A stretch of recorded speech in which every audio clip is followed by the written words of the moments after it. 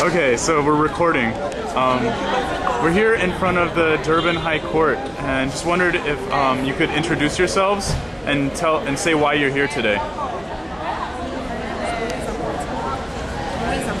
Yeah, and you are. And my name is Mnikelo. Why are you here today? We are here to try to contest the Slums Act, which we think that is the South African operation property, so we want to defend the rights of all people. And why are you here today? We came to defend ourselves in this slum because they not give us the peace in this place. They not give us the right to make the shacks to stay because we never stay in the shacks. We never get any houses, anything. They just come to just cut our powers. What's wrong with the Slums Act? It's wrong because this act is talking about education and elimination, whereas the organizations and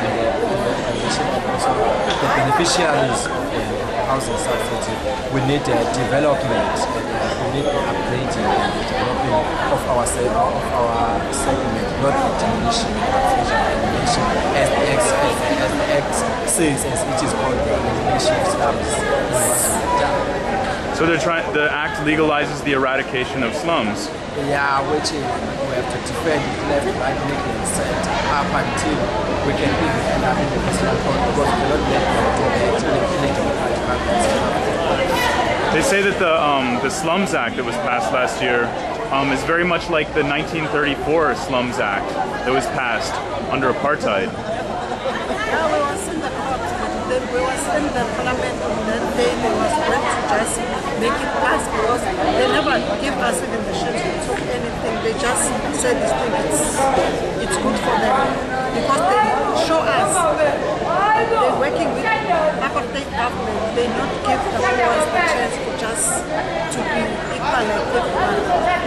They taking the side for the rich people. They're not taking the side for the poor. Is that why they would want to eradicate the slums?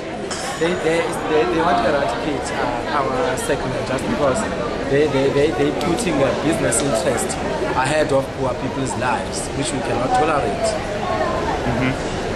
Yeah. So South Africa actually has really good policy for housing.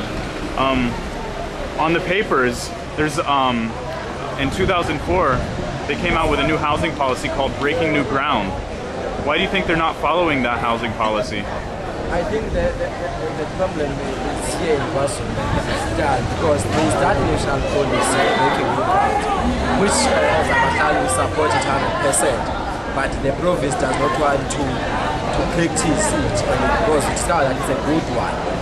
Because it goes parallel with Abahlali aims and objectives. So if the federal government can take that policy we've gone up in the head because it's a healthy one because it considers our needs and also considers our argument when it comes to housing. Because this Slums Act is the opposite of the BNG, and it's also the opposite of the Constitution because you cannot pass a law which you cannot pass a provincial law which is against the national law. So who is bigger between the province and the nation? If the nation can come with something good, and then a certain province out of 9 provinces can come with a dirty policy like the Slums Act. So that is why we're fighting this because we know that the acts that we are having, they are too good for us, and the constitution is too good for us when it comes to housing rights and so on and so on. But the only problem is the province of KwaZulu-Natal is making something which is a vice versa of the good things which are in the constitution, which we cannot accept to be denied because this Slums Act is also denying us our rights to housing and our rights to upgrading the sustainable segment that we are having, which are guaranteed in the Constitution and also in the Convention. How is this a woman's issue? Why is this important for women to be here today? It's important because we are the mothers always feel the pain for every day. Because when municipality came to just cut the checks, we feel the pain first.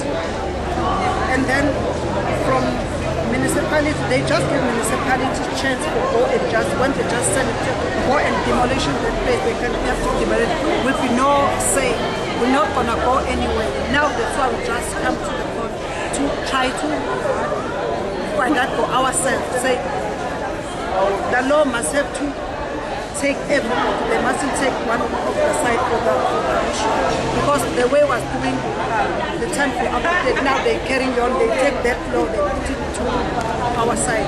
But they must have to say one thing. They must say everybody, it's free, everybody, it's freedom for everyone. It must be clear to anybody. They mustn't just take who has one time, reach one side. If you win today, what's going to happen?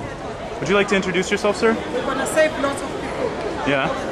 If we say they weren't going to do what they want to do to people straight away anytime they want to. And so for the long term, what do you want to happen with the municipality? Now, when it comes to long term, we need houses. We need houses. And we're not requesting them because these are our rights and these are the taxpayers' money. And we are also the taxpayers. So they mustn't think that they are doing favors when they give us houses. And we also need to make sure that the shack dwellers are dignified. They are treated in the most dignified manner. Because especially the consultation and the listening skills that the government needs to have. Because so far so good before the Abahlali were born, the shack dwellers were taken for granted. It's only now after Abahlali were born now shack dwellers can be recognized and then some ideas can be looked into from when it comes to shack dwellers consequences and the challenges facing them. So we need to maintain this respect of shack dwellers and making sure that it's not a temporary thing. We need shack dwellers to be respected provincial, national and international like other citizens. Thank you so much.